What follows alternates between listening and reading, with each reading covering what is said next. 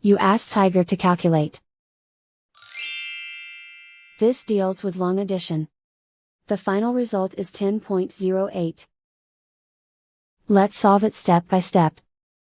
Rewrite the numbers from top to bottom, aligned by their place values, add up the digits in each column, from right to left.